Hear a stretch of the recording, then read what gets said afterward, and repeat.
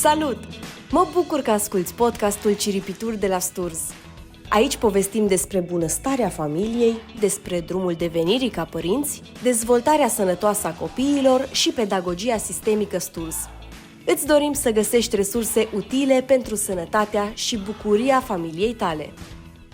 Hello, Bibi. Nice to see you again. Thank you for taking time to have this conversation today about your new book. This one, I'm a child, so I sense where my parents are. Great title, inspiring for all of us. Yeah, hello. Thank you for meeting again. It's always nice to meet again after already 3 years, I think, that we did together all kind of trainings. Actually, already 4, 4 years. maybe 5. It's been a long time ago. Yes, and this is a great opportunity to thank you for your work here in Romania, for introducing systemic pedagogy for all of us. It made a huge difference. I can talk about myself. It made a huge difference for me and my educational organization here in Timișoara, but also for the almost 100 participants to our trainings so far. So, yay, you did a great job. And thank you also for being present online. I know it was difficult for you and challenging, and you managed to find the resources to sustain us. Yeah. Actually, I hate everything with computers. Mm-hmm. And then during the Corona time, I was just challenged to do it. And I was so surprised how well it worked. And especially with these groups you organized with the systemic pedagogy, they could really feel through the screen what it means to have this systemic sense and view. Yes, but what a great difference was it when you traveled here to Romania and we had the privilege to be together in the same room and feel each other's hearts beating or touch or look directly into the eyes. Mm-hmm. Yeah. It was a great experience, and we'll see you again soon. Yes, great to see you. Yeah. Okay, Bibi. Well, I have a curiosity. I actually don't even remember when we had this talk. I'm sure we talked about this before, but tell me more about how you first discovered systemic pedagogy and how then you developed your motivation to do this work to the next level. Well, actually, it was strange that in that time, it was 1995. Something like systemic work and constellations was not known outside German-speaking countries. And then a friend of us, Jan Jacob, said, well, there's something like family constellations, and that would be good for you. And then I thought, well, I don't know. And she also sent an interview of Bert Hellinger, and the title of this interview was Woman, or actually Wife Follows Husband. And I thought,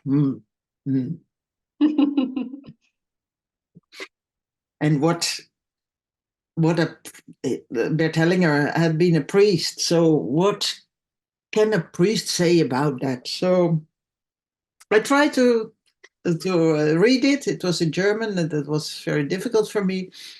But I read it, and then we both laid down this paper. And after a month, there was this strange, feeling. Actually, I don't want to admit, but perhaps there is something like truth in it. So let's try. And then we went to Germany, and we did a family constellation there, not with Bert Hellinger, with Gabriele Borkan. And strange enough, that came out of my mouth after that I had seen working this woman for 1 hour. And it was like, this work I will do, this work I want to do, and this work I can do. I was really confused because where came these sentences from? It is as if this work brought me instead of that I wanted to work, because I was working in the education and at school, and I was very happy there and never thought about leaving school. But yeah, after 4 years, I quitted my job in school, and then Jan Jacob, my husband, and me founded the Bert Hellinger Institute. And before that, Jan Jacob had done already a training course in Germany, because his German was better than mine. And well, he did already constellations, family constellations. And there was all the time something, I was there also as support. And all the time there was something like, this is so important, we have to make trainings for this. Because in the Netherlands it was so not known. And then when I quit my job, we started our first training. And actually, both of us, we have a didactic background. And yeah, we tried to find out how can you make a didactic way of learning, facilitating constellations. So I also made this training, and I was the first student. And Brilliant. yeah, and the nice thing was that during these trainings we learned so much ourselves, and all the time it's going on developing, how do systems work.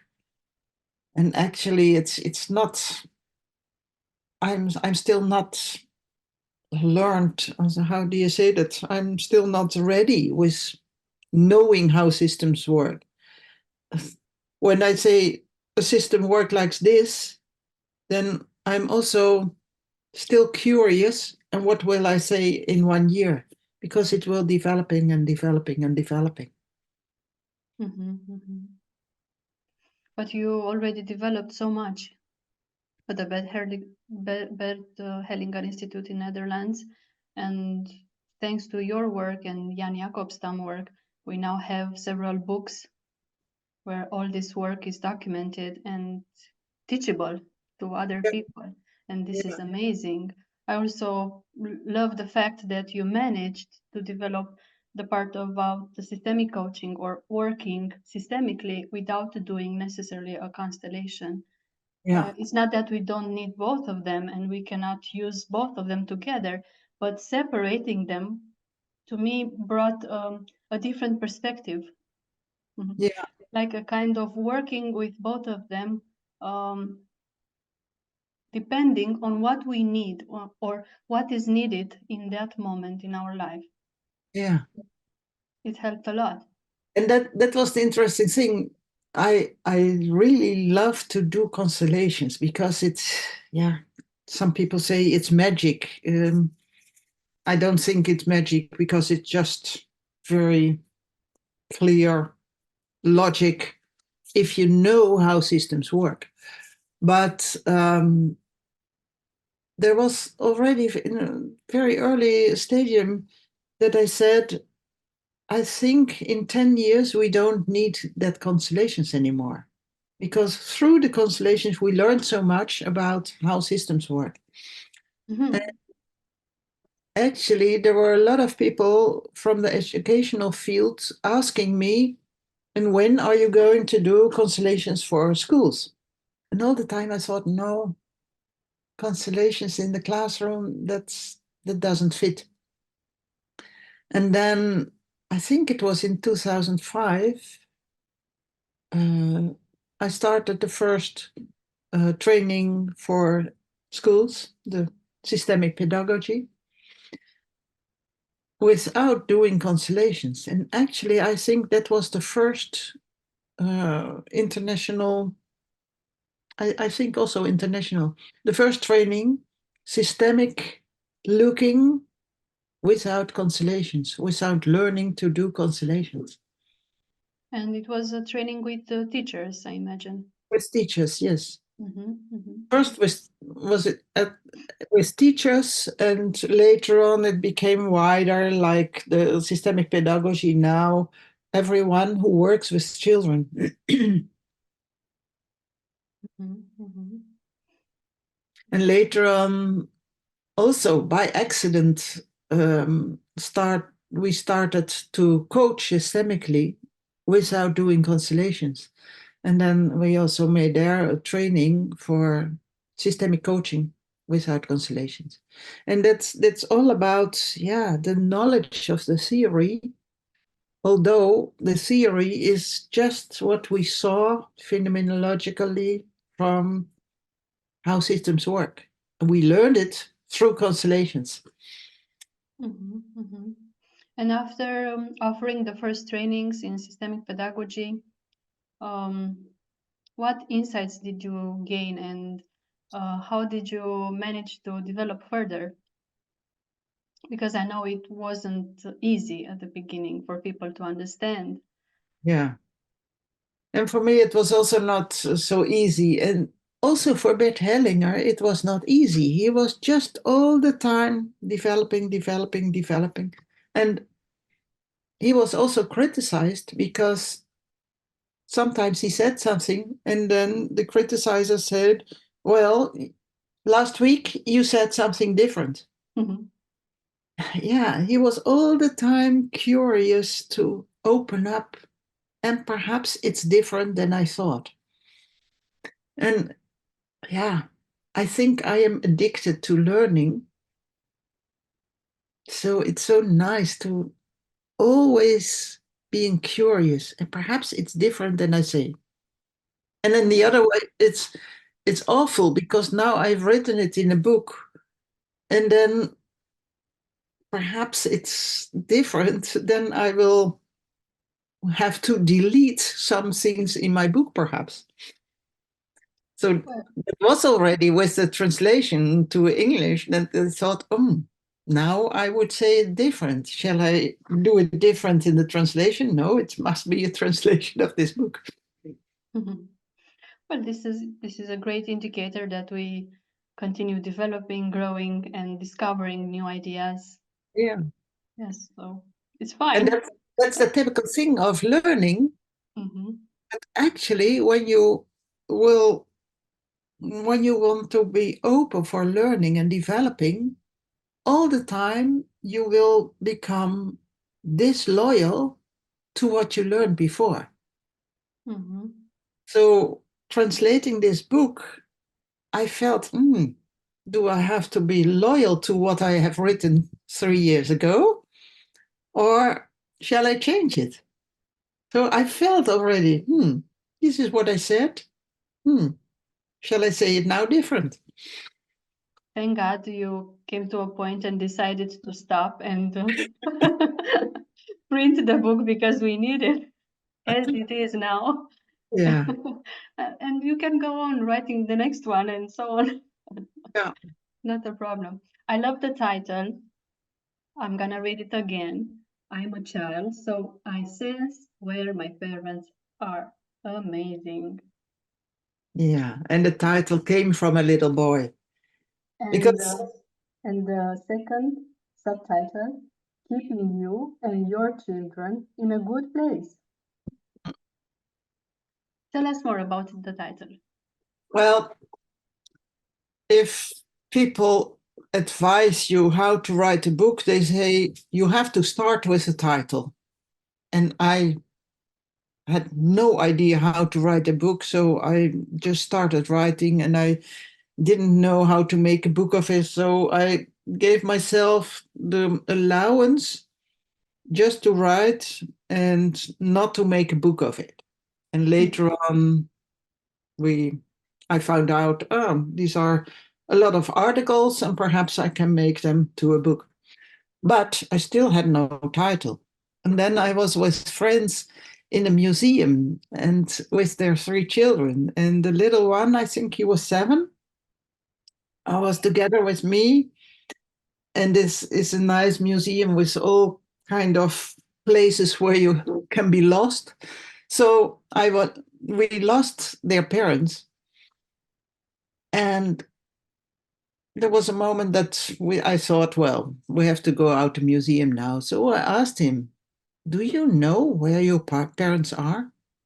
And then this wise voice, he said, I am a child, so I feel where my parents are. And then he pointed there, and just there, his parents came around the corner. Amazing. And at that moment, I really got a shivers. I thought, yeah, this is exactly where the book is about. The children feel always where their parents are. And actually, they always feel when their parents are not present. And especially mentally present. It doesn't matter if parents are 100 kilometers from their place. But if parents are not completely in the here and now, but unconsciously perhaps drawn by the system into the past, then a child immediately feels my parent is not there. And it has to react. And unconsciously, sometimes this child or another child will be replaced that place which is vacant. So then the child actually has to be the adult. This connects to the example you always give us during the trainings about children's antennas. Yeah. They have this special power, but how can we train ourselves as parents and teachers to recognize a behavior in a child when he has these antennas activated and they are not working for his own well-being, but actually are giving him a hard time at school or with the colleagues? Yeah. Well, these antennas feel that something in the completeness of the system is missing.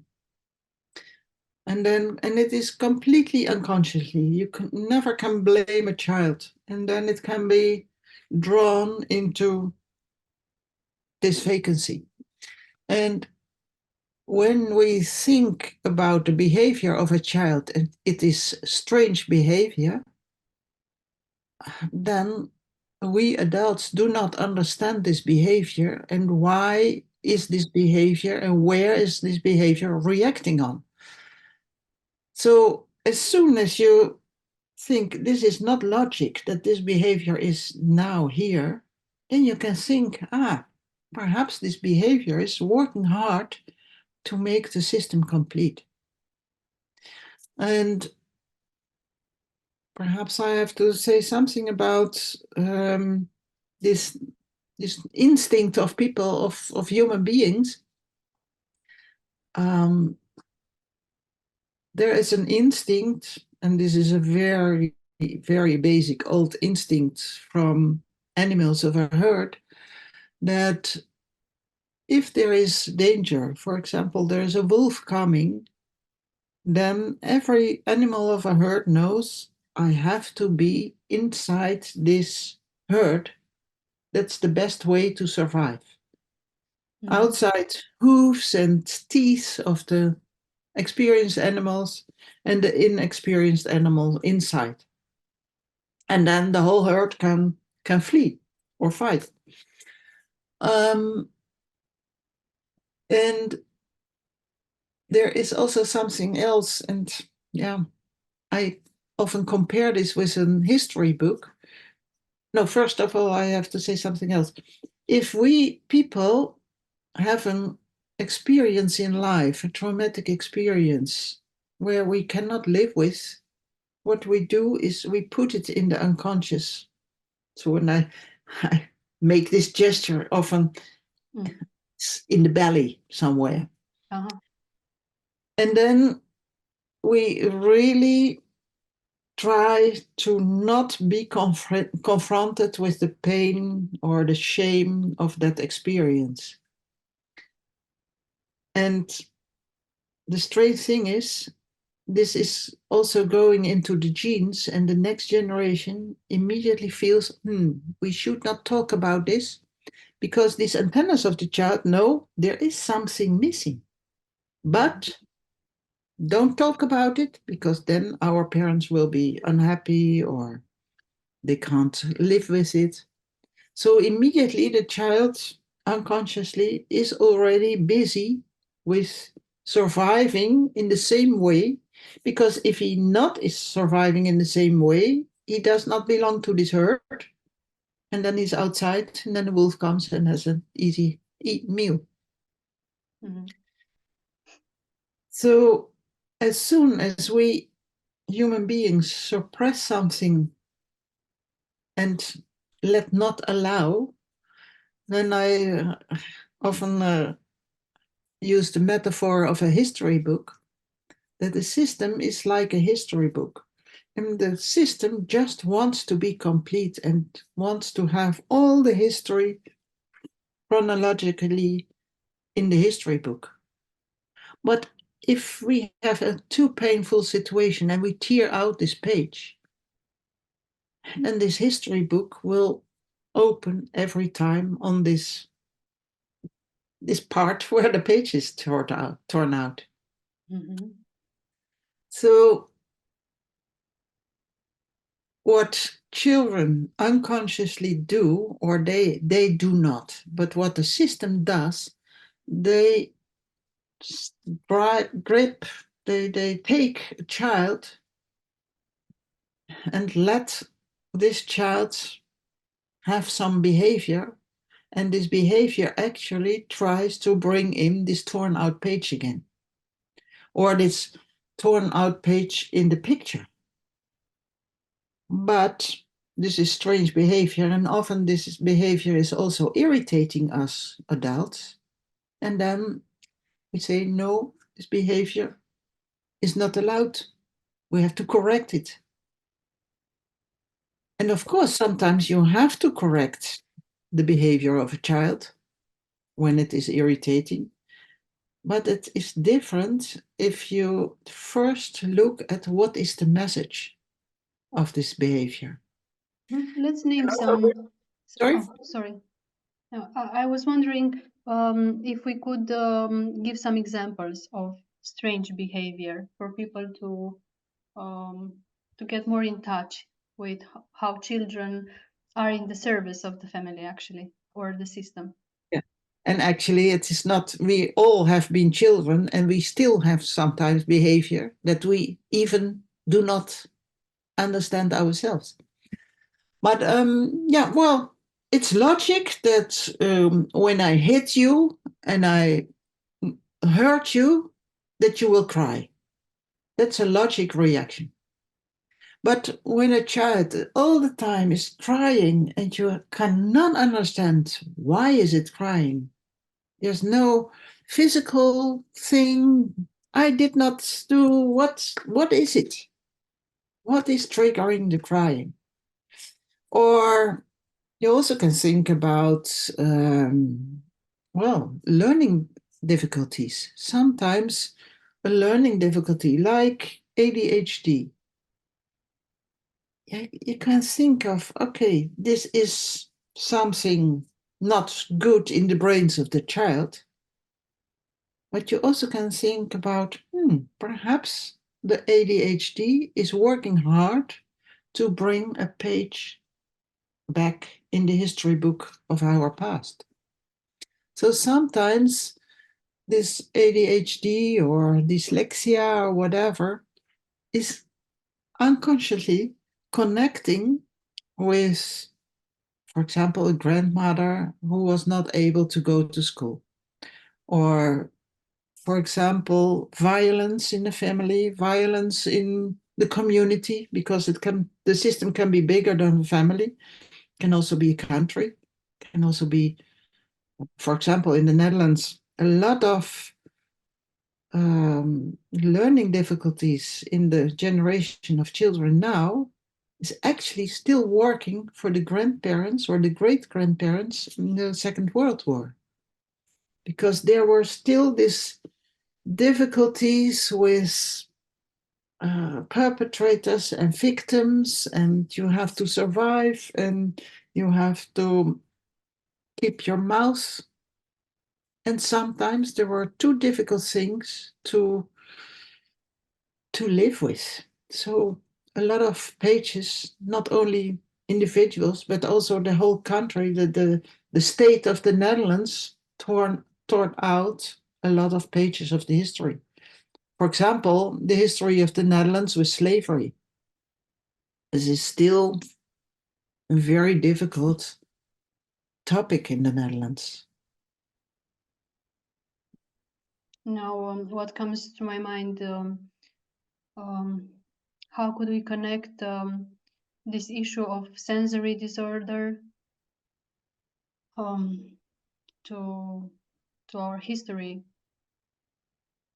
Well, for example, high sensitivity.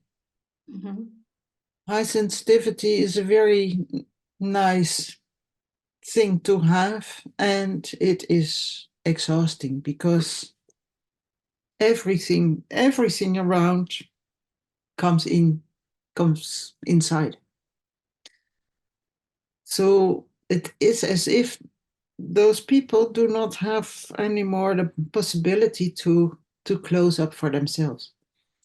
And what I saw is often when there is a family or a system, but let's say a family, where something happened which was too difficult to feel, for example, pain, but sometimes also all those difficult feelings at the same time, like happiness because a pregnancy, and then something happened with the baby later on and it died, and then the happiness and the awful feeling of a dying baby, but perhaps also the desperation of people who were powerless to let this baby be healthy, perhaps also the anger to perhaps the husband or the doctor. All those difficult things at the same time, the feelings at the same time, you cannot live with.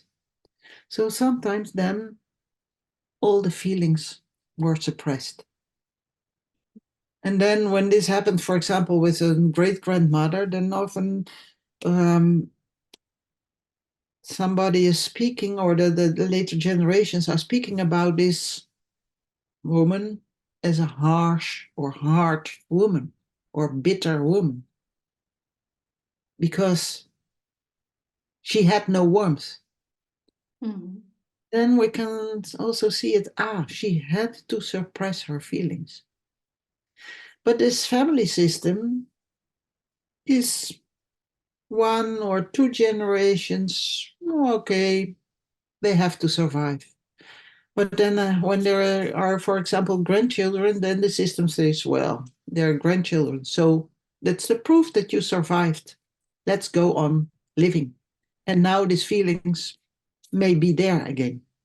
And then sometimes you see in this generation of the grandchildren or the great-grandchildren, somebody becomes high sensitive.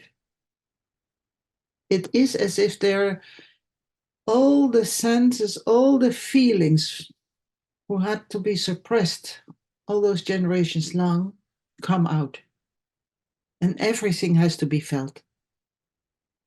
So this is the strange thing I found out in a lot of constellations about children or people who were high sensitive.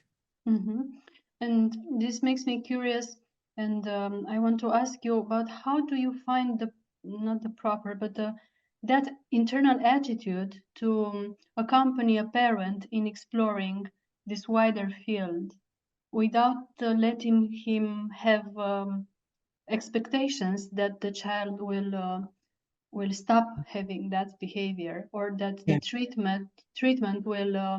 miraculously have a resolution. Yeah. Yeah, that's always the difficulty. And I can sometimes advise or say to a parent things where, and then I think, oh, this is impossible with a mother heart to say, for example, to when you have a teenager who is suicidal, and to say to this, not to this child, but innerly say in yourself, you may be dead. You may die. It's impossible to say that as a mother. So I know also this mother instinct, which is always busy with keeping alive and always busy to protect. And at the same time, yeah, I'm slowly on believing that it can help to open up this protection, because something wants to be acknowledged. And acknowledging is really the most healing movement. But I know it's so difficult. So probably what you say, what I do, the inner attitude is being open. And I also can imagine this is impossible for a mother. So I don't want to press her. Mm-hmm. And yeah, of course, when it is about children, I always want to press a little bit, because it feels so awful when a parent or when the adults cannot do enough they have to do themselves, because I see that then the child is taking over this task. So when a parent cannot allow that the history of this family had awful situations, for example, a rape of the mother or the grandmother, yeah, then you can say, oh, well, okay, we don't talk about, I don't think about, that's too awful. Yeah, I know now that somewhere in the generations a child will take over these feelings with strange behavior as a result. And sometimes it is so strange, this behavior sometimes is repeating. For example, repeating sexual abuse, or for example, repeating becoming a victim. Yeah. And then I really try to convince people it is not that you have to do something for your children, but you have to work for yourself, that you can be complete. Actually, the only thing children need to have or want to have is a complete parent or a complete adult. And complete meaning with a complete history book, where everything what happened, also the awful things, just is allowed to be happened, Mm-hmm. Mm-hmm. have happened. And my question was, is this ever possible? But then, as I heard you saying, um, just to allow to be complete and not saying to solve in order to be complete, then yes, it could be possible if I work with my internal attitude to allow to accept things as they are, even if I don't know about them. Yeah. And then there's always this ego saying, oh, but I don't want that. And perhaps this is also the so-called child illusion. And the child illusion is that we often think that if I have a lot of judgments and criticism about what happened, that I can change it. Mm. So I can be very critical and very judgmental about what happened with my grandmother. But my grandmother is already for 50 years dead. And even then, what happened with her happened with her. So who am I that I think that I can repair the past? But we often have this child illusion that when I do not talk about it, then it doesn't exist. Or when I have a lot of judgments, I can change the world. So it's a childish way of make yourself bigger than you are, and to have all kind of magic possibilities of abilities in yourself. But I am just a human being, and I have to admit that sometimes life is not so easy. And just that's it. Mhm, mhm. Yes, but it's a deep process. Yeah, yeah, and that's the yes, but, and I can imagine that. And I'm also not perfect, so I have also a lot of judgment. And for this work, we can also skip for a moment the judgments. And for example, when we work with children, there's one biological fact. Every child has a father and a mother, and only one biological father and one biological mother. And as soon as I have judgments about those parents or about this child and think, well, oh, I cannot hope anything for this child because with these parents, then this child will feel this. And by judging the parents, I try unconsciously or consciously become a better parent for the child. And of course, then the child has to do like this or to become aggressive towards me. Because the child has only one father and one mother. And these are the best parents of this child. And this is also this awful, difficult dilemma when you work with children and you see that that parents abuse their children, or that they do not do what parents have to do, and then not have these judgments. Mhm. So it is about you. Of course, you have to see what is good and how can I help the child, and perhaps how can I help the parents. And of course, we also have made agreements in society or in school where to go when you think these parents are abusing this child.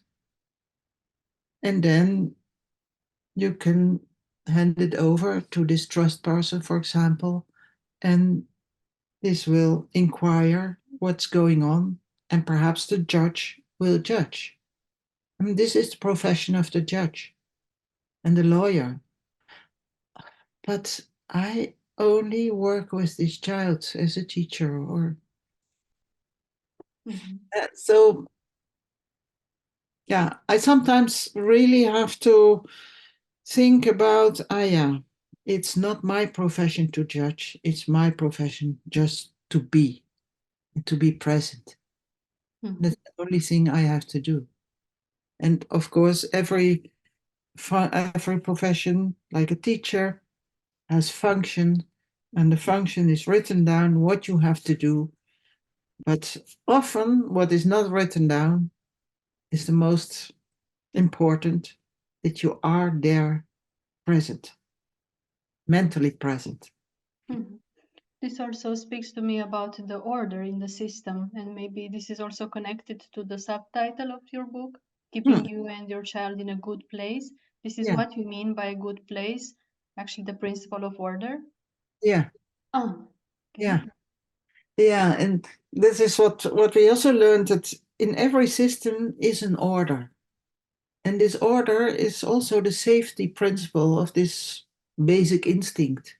Because if every adult or every experienced animal knows where is my place in this cordon around the herd when the wolf is coming, then immediately this cordon is closed.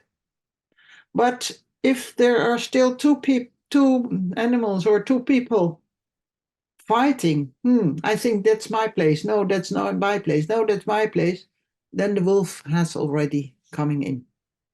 So this is also very basic, that in every system is an order just to provide safety for the whole. And this is also what these antennas of children immediately feel when some of the adults is not closing this cordon around us, then the whole system is in danger. So then the child is sucked in this vacuum to provide also the safety with the teeth and the hoof.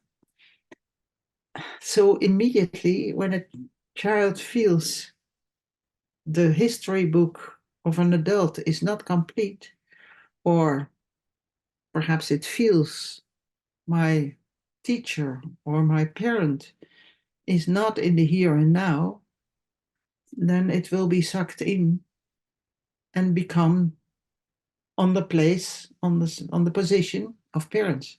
Because there is a hierarchy and there is an order.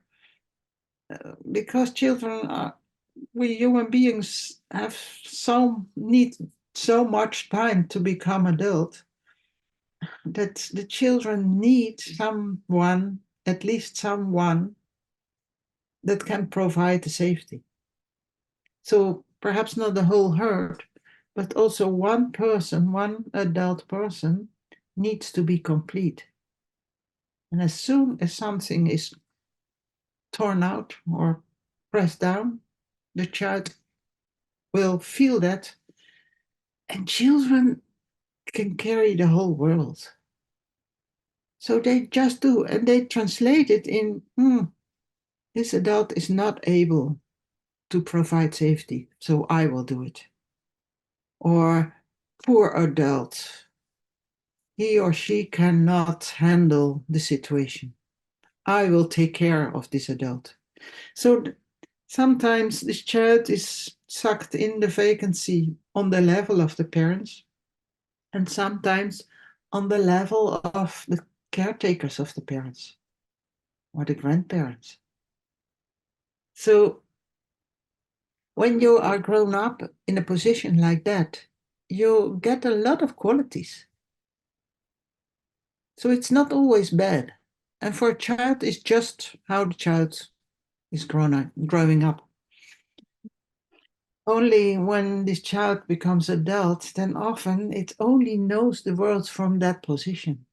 And actually it has no experience and no time to experiment with how it is to be a child and to be playful and to get, for example, the no from a parent or the no from a teacher.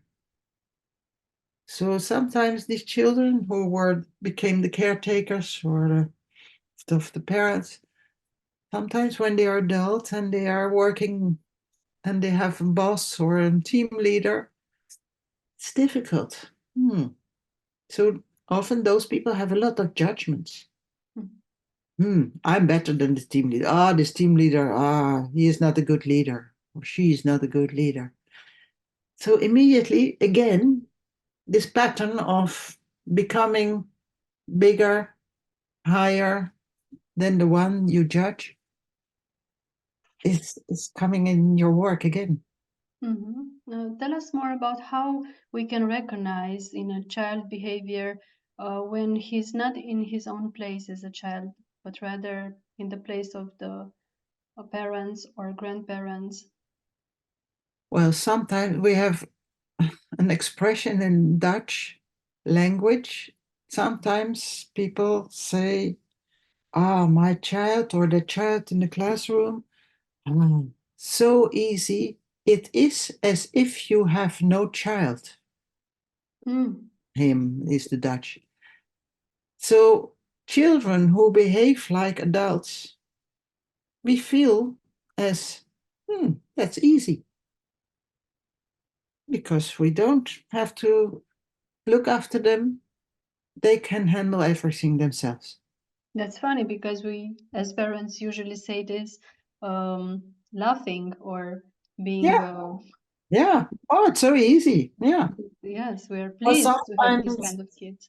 yeah. Or sometimes the compliment is given. This child is so nice. He or she is taking care of his father. Yeah, this is nice. But sometimes you have to think, is this child always taking care of the father? Can this child also be a child? It is the obligation of a child sometimes to be naughty to your parents. If this is never happening, you can think about, do I take really my own position as an adult with the responsibility to be sometimes also strict to my children, for example? But sometimes also this, there was just a woman who emailed me that her 4-year-old daughter all the time came in their bed and wanted to lie between her and her husband. And she was also asking, what is happening here? So then sometimes this child feels there is something in the relationship between my parents. And the strange thing is, when I talked with her, she said, yes, intimacy is very difficult for me. And of course, they did never talk about this with the child, with a 4-year-old child. But this child feels this. And then she said, my mother was raped. So also she had difficulties with intimacy because also she was loyal to her mother and tried unconsciously perhaps to let the rape never have been happened. And that's a child illusion.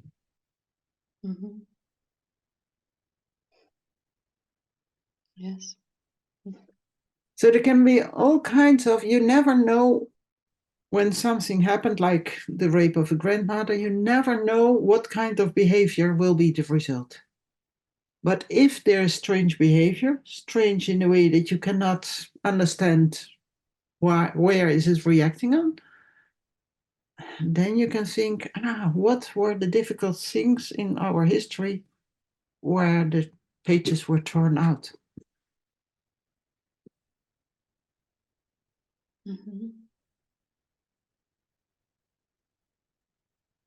And what about the school system? How can we make the link between child's behavior and the fact that there is disorder in the school system, the class system, or maybe the whole school? What could be possible behaviors from children? Especially for teachers, it's so important, and it's so in the teacher training, the systemic pedagogy training, it's really touching every time when a teacher acknowledging her or himself, I was also in this position of taking care of my parents. And it was difficult to keep the order in the classroom. And as soon as they are practicing in, okay, I am in the here and now, and I'm just the adult daughter or son of my parents, then it was easygoing in the classroom too. So also the children, these feelers of the children, they feel our teacher is not here, but is somewhere there. So then sometimes you get very irritating behavior of children trying, and that's not the children do, but this irritating behavior tries to keep the teacher here, or making a lot of noise. Or sometimes you see also that, for example, the teacher as a child tried to keep the parents together when they were divorcing, for example, or keep them apart. So actually inside this child, there came also a loyalty conflict. So he or she had to divorce himself in two parts. And sometimes you also see the reaction of children in the classroom as if this group never can become one group. Always these fights against groups. And then you change how they are sitting, and then they're again groups. Or bullying. Bullying is often trying to get everyone, also the children, in the here and now on the position of the child, or keeping the teacher on the position of the teacher. Wow. This is a Yeah, great. that's one of the most difficult chapters in my book. I often hear that people who have been bullied themselves say, "Oh, I can't read that." Yet. Because it's so difficult to, when there is a trauma, to see the perpetrator not as a perpetrator, but that just the perpetrator and the one who is bullied, or the bully and the one who is bullied, were sucked in a system to, to replace everyone on his own position. And this is in a way unconsciously, and it's on an awful way. But actually the phenomenon of bullying tries to make order again.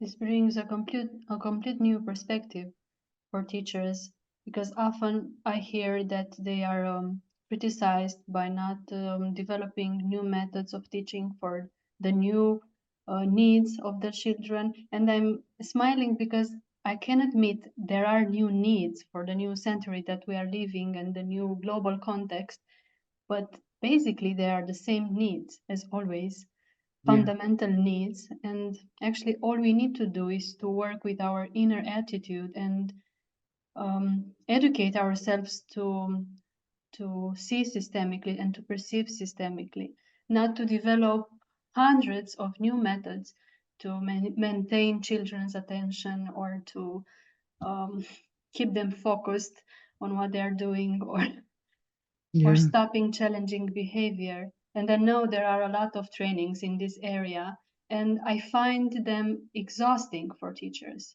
actually. It's like a never ending task, and it's not their task. It's not my task as a teacher to, to change the way I speak in order for you to understand. I have to speak like a human being, and you should understand like a human being. Yeah. So let's see what's behind that. Yeah. Well, I love what you are saying. And I often think and hear the judgments are also coming because I have no answer on it. But sometimes I think all these methods we make because the adults and the teachers do not know how we can reach the children, or how we can go on and coming on and deal with the fast changing world. And well, I think that the first thing we have to acknowledge as the educational system, as the whole education, we always will be too late. Because first we have to find out how is this world working, and then we can teach. But then this world has been going on, developed already further. So the changes are going so fast now. Let's just agree first and acknowledge we are always too late. Mm-hmm.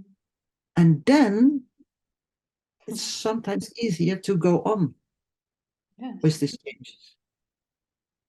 But if we think, okay, these changes are coming towards us, so we have to make plans to deal with these changes. Okay, how long will it last that these plans are written into methods in the classroom? At least 5 years, I think, perhaps 1 year. But then already these changes have been changed.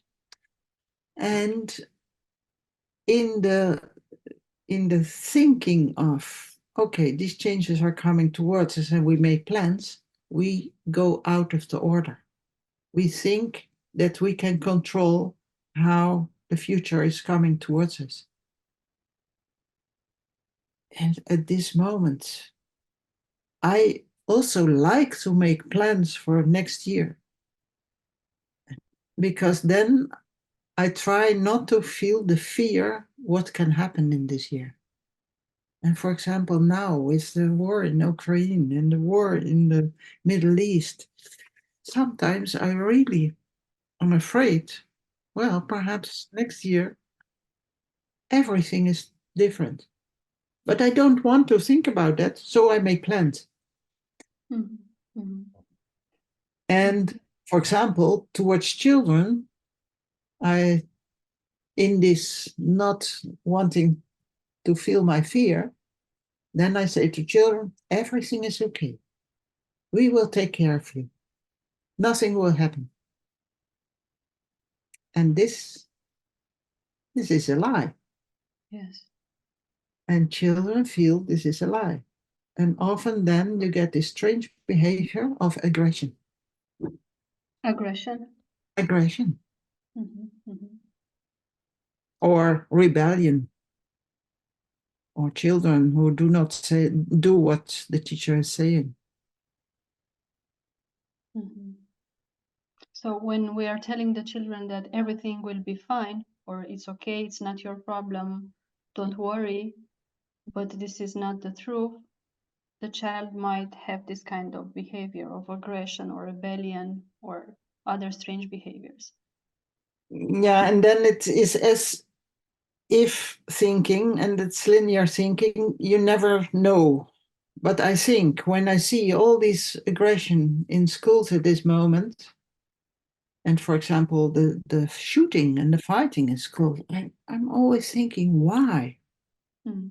Perhaps it is because of there's so much of the own aggression or the own fear for aggression from the adults, which is not allowed, what the people cannot look at. Mm-hmm. And I really know it from myself. I don't want to look my fear in the eyes at the moment. So I do as if it will not come, to comfort myself. So this is the dilemma of being adult. But I can also comfort myself in another way as an adult, to think, okay, I have fear and it's too difficult to live with, but let's keep it on the surface and not press it down and doing as if I can handle everything.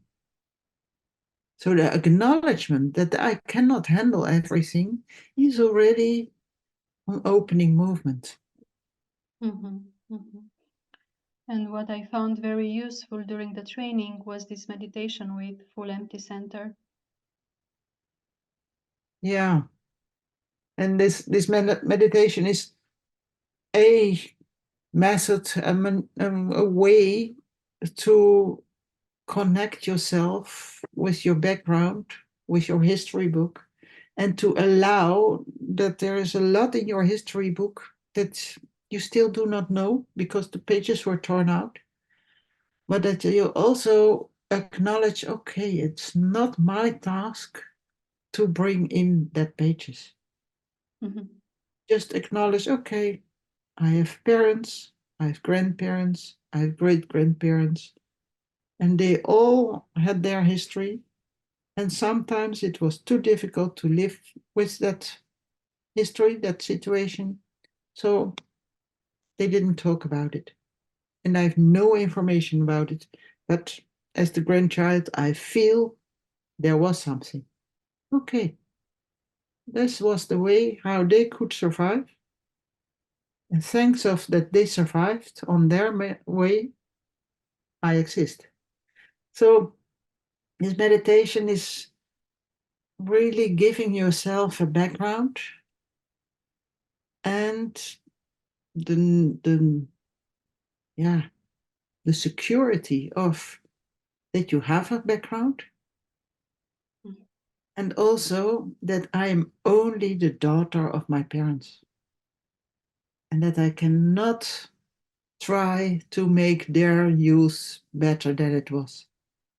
That I not can make the child they lost alive again. They had just a death child, and I am the fifth daughter. So it's a way of reminding yourself that's my place, and also becoming aware. For example, my tendency is to become the caretaker of my parents. And this is what also gave me the qualities of being a coach, for example. But all the time I have to do this meditation before I go into a coaching, not to say to the coachee, you have to do this, because then I'm in this position. I first do this meditation and, okay, I'm just the daughter of my parents. I have some qualities and I can share the qualities, and I'm just a human being, and the coachee is a human being. So this order is quite important for children, because order is safety. And when there is disorder, or when there is a gap in the system, a child behaves like it's dangerous here. So all the time alert, where's the wolf coming? And then this child, for example, gets the label of unconcentrated. Yes. But actually, it's very concentrated, only not on the topics we want to concentrate.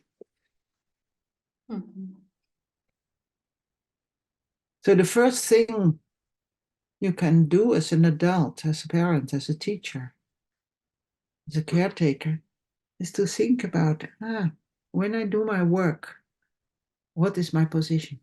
Or as a parent, when I am becoming irritated or trying to correct behavior of my children, first think, do I do this just as the parent, or am I actually still busy to work from this position?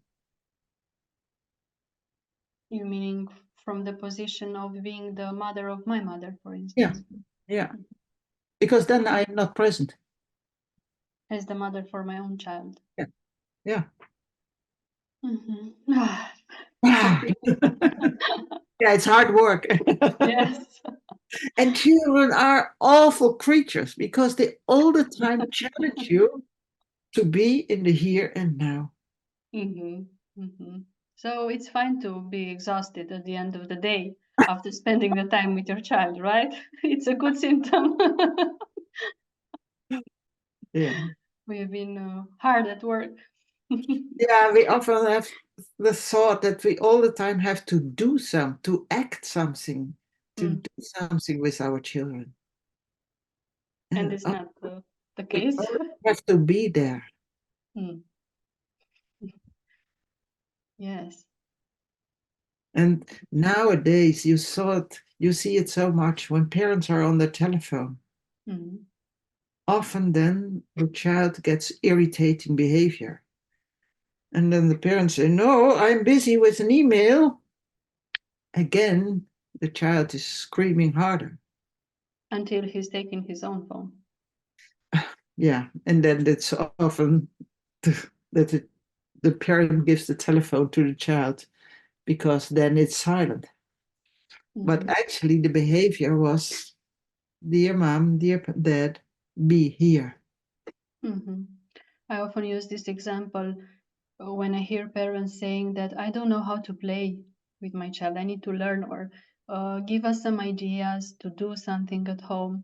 So there are so many online programs that you can learn about this.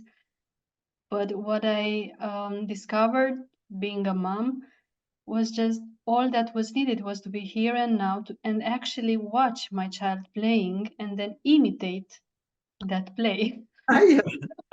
I immediately get that energy to continue the play.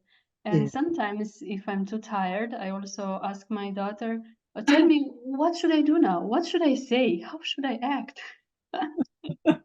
And she's so pleased because she loves improvising and telling other people what to do, like her mom, of course. Oh, yeah. But it's true that we learn a lot from our children, but at the same time, we need to be aware that they learn about life by looking at us. Yes. Yeah. Yeah, and it's such a difficult task to be a parent and at the same time having work and to do the household and everything and this telephone and these emails all the time at the same time. It's an impossible task. So of course you get irritated by a child who wants your attention.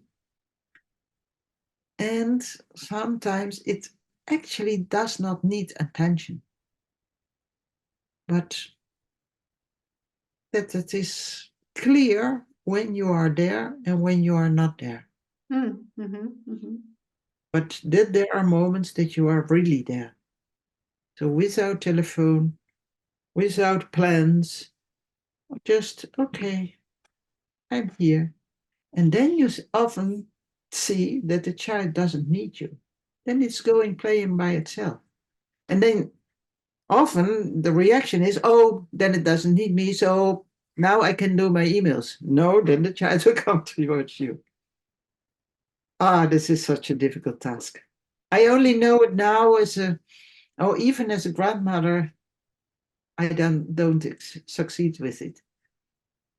But when I was a mother, I didn't know this. And when I see my daughter now, I think, oh, how difficult this is.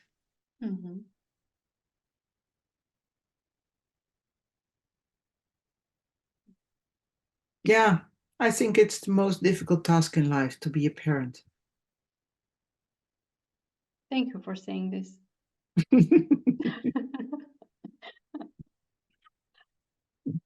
Okay. I remember about a quote from your book that, of course, I knew from the theory we learned before, but it remained with me. Just give me a second to find it. Large gifts separate and small gifts connect. Tell us more about this movement of giving or taking and giving. Well, besides order and belonging in a system, there's always also something like the balance or imbalance between giving and taking.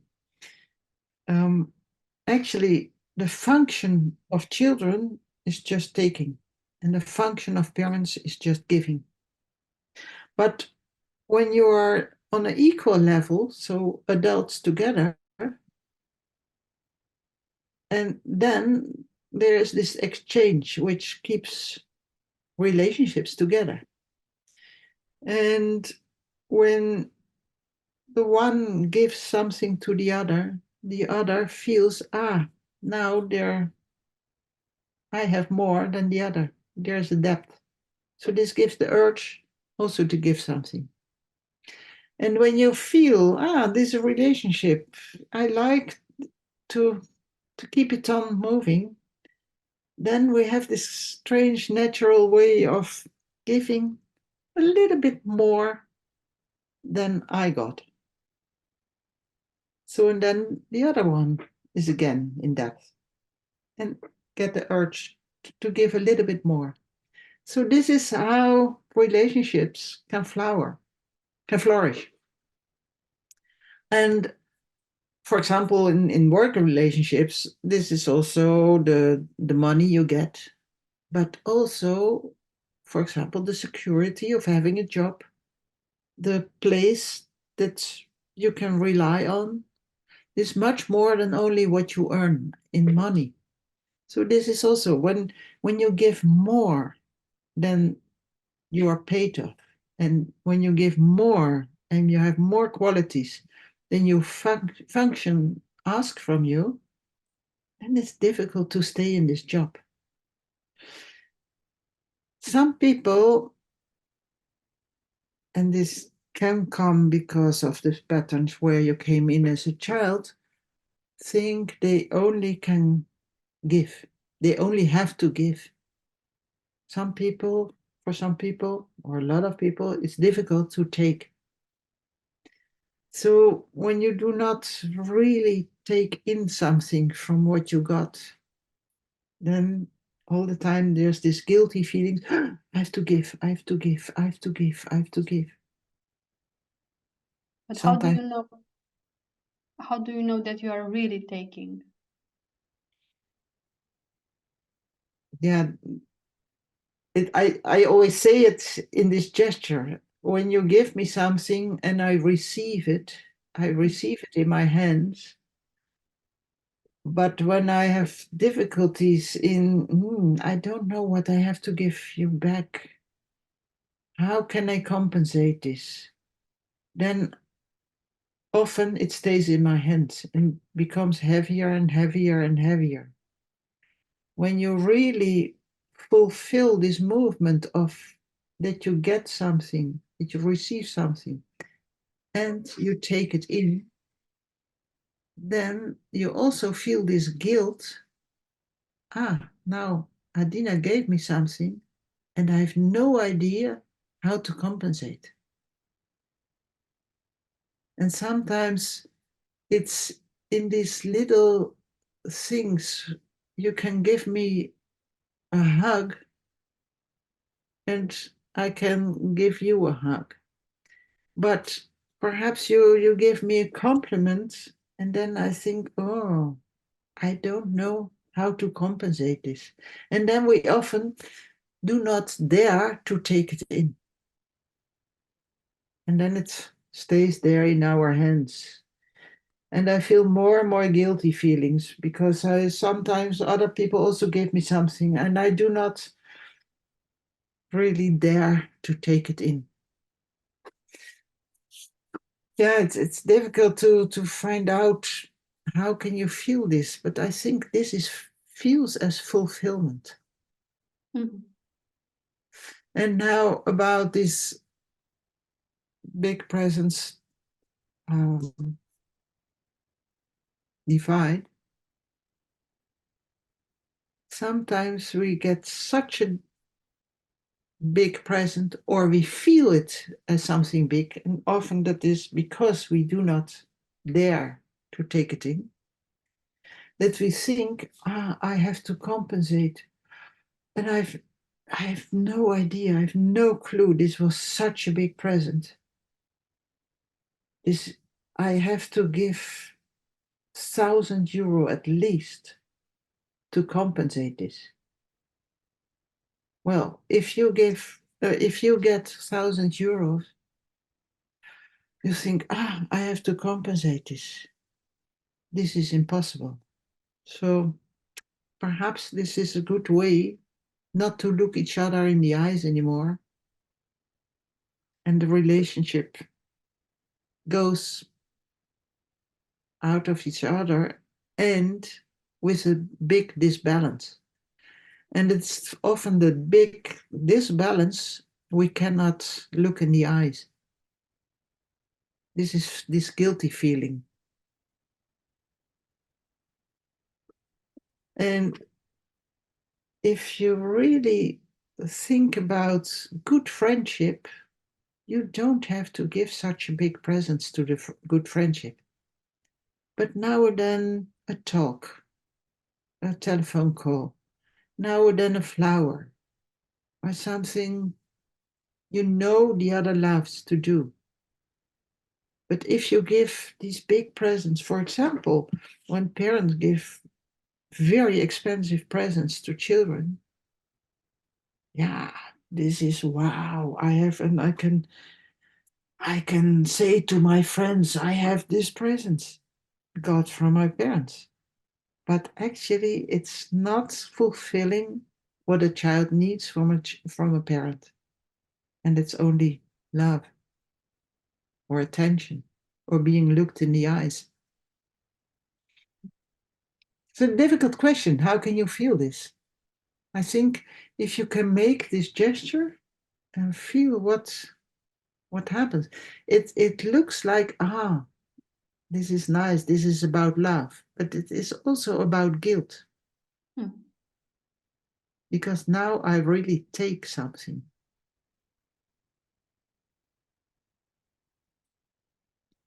And the movement of giving back would come naturally, not from a debt. Exactly, yeah. But from your own fulfillment and yeah. Oh, and yeah, and actually I think when you are able to do in a natural way this fulfillment movement, then this movement wants to go on. And that is the flourishing relationship. And it can be a love relationship, but it also can be a work relationship. But when there's something like here, often there's a judgment in between. Sometimes judgment about myself. I don't know if I'm worthy it. Or I cannot take it seriously. Or it's a judgment about my boss. I am afraid that he wants something from me when he gives me more money or whatever. So there the judgments comes in, and then you also close up. Judgments are often trying to protect yourself by closing your heart. And closing your heart is difficult in having flourishing relationships. And between parents and children, you said it's always parents are giving and children receiving. But how is this for the children to live with this unbalance? That's the difficulty of becoming an adult. Mm-hmm.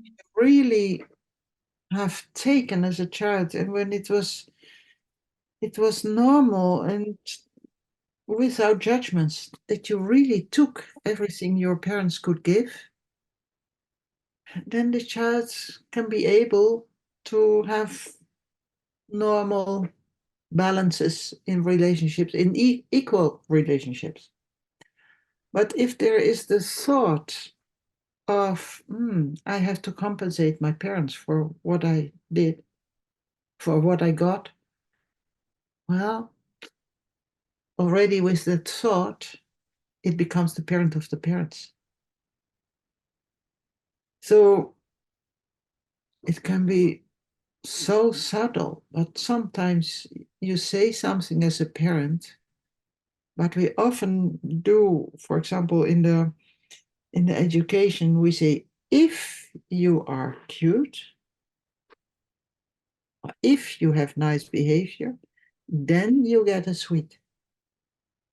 So then it's not anymore unconditional. So then a child thinks in, were the conditions good? Good enough? Did I give enough? So this is already sometimes settling the thought I have to compensate my parents. And of course, as an adult, if you got a lot from your parents, and if you could take it from your parents, then there will be this natural way of, for example, helping your parents later on when they need help. And I still know that when my mother needed help, and I was so natural way for me to be the caretaker of my parents, that it felt like a heavy obligation that I had to help my mother. So all the time I really had to put myself down, and I was not that far at that moment in the systemic thinking to only be the daughter. Only when she was really dying, then I felt, now I just can be here as an adult next to her. And that meant that I had to say goodbye to all my longings, to what she could not give. And can you please repeat that? Well, at that moment I could say goodbye to my longings, to what she could not give. Because often we adults are still busy by trying to get from your parents what they could not give. And then we are complaining, I have problems because my parents did not give words to me. Now, of course, if they could not give words, they could not give words, but they could give you what they could give. For example, your life. And when you have the thought that you have no right to exist, sometimes then also there comes all kind of blaming. My parents did not want me, but you are there. And if you survived your youth and you have the age of adulthood, then you have not anymore the right to exist. You have the obligation to exist.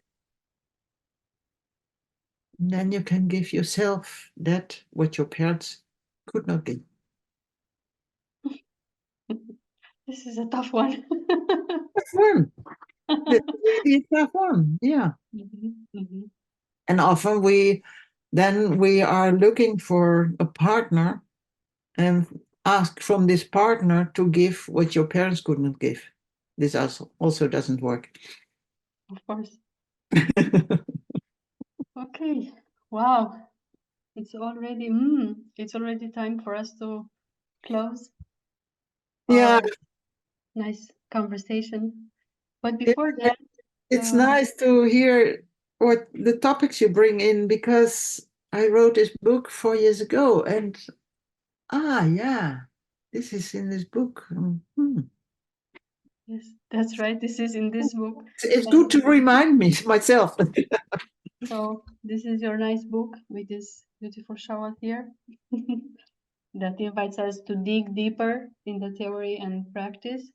I find this book is a guide, but do you have any recommendation for us, parents and teachers, about how to properly use this book? Because it's like a manual, like a guide, but maybe you have some ideas. Well, can you show the picture again? You see this little child has a shovel. And on several pages, there's a little shovel. And there you can shovel in your own history. Then there are some questions. Every chapter, there are questions about, how can I make these torn out pages a little bit more in my own awareness? And how can I bring myself in this right order to be the adult daughter of my parents? And how can I look at the behavior of a child as being the messenger for I still have to do something to bring myself in good and right order? for example. Mhm. Yeah, and it's a book about the relationships between adults and children. And what I hear is it's also kind of guides to become more looking systemically. And there's one chapter a little bit with the theory of how systems work. But it's not really needed to know so much of the theory if you just let these words of this or these questions come in. Yes, this is what I noticed that during reading this book, compared to reading the systemic coaching book that you wrote with Jan Jacob Stam, the huge difference is that when I was reading that one, I had the impression that I have to be this professional, developing my professional and personal skills, but now is with the language of a parent, desperate parent sometimes. Yeah, So it brings a lot of easiness. yeah, yeah, And the examples are much more into our daily life. yeah, yeah. Mhm. So it's just for the parents, and of course, being parents is also a profession. And also the professional people who work with children can learn a lot about it. Yeah. Yes, yes. Yeah. Okay. One more question. Do you still have 5 minutes? Yes. Now that you also have the book and the training all over the world, what are your plans? I'm curious.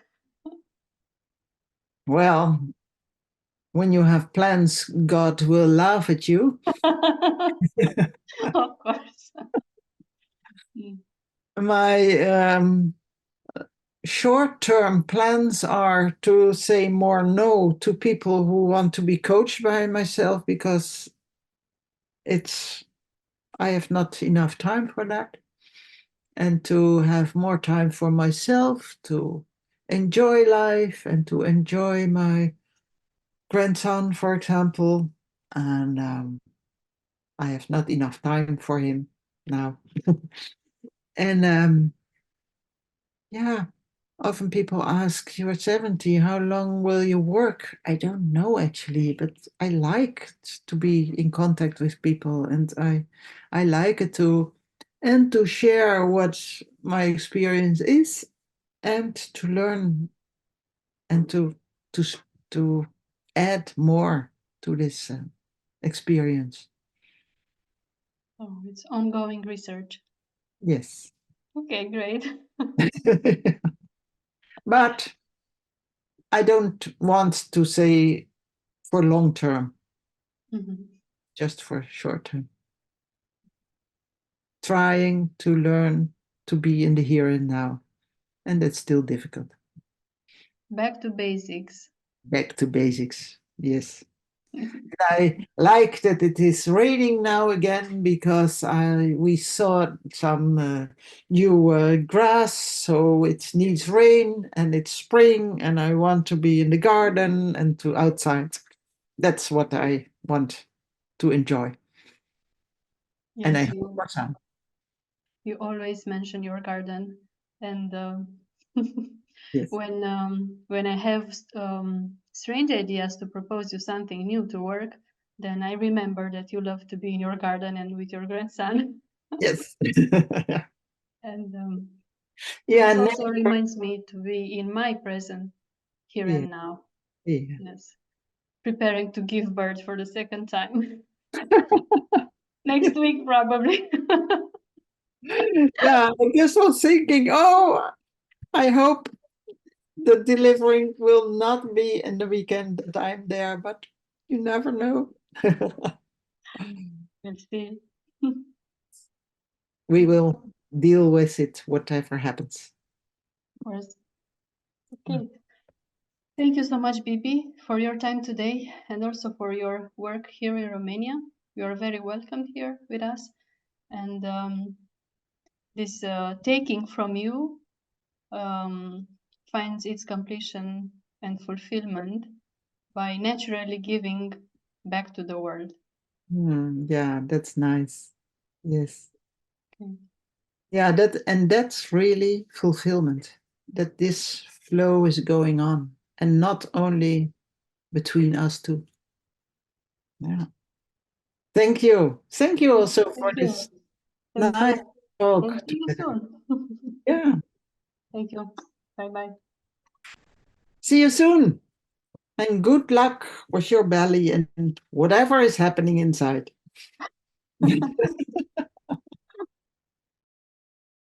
Ai ascultat un episod din podcastul Ciripituri de la STURZ.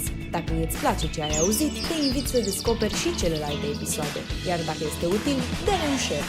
Pentru mai multe resurse, ne găsești și pe STURZ.ro și pe pagina de Facebook STURZ, Centrul de Cercetare și Dezvoltare a Educației pentru Familie.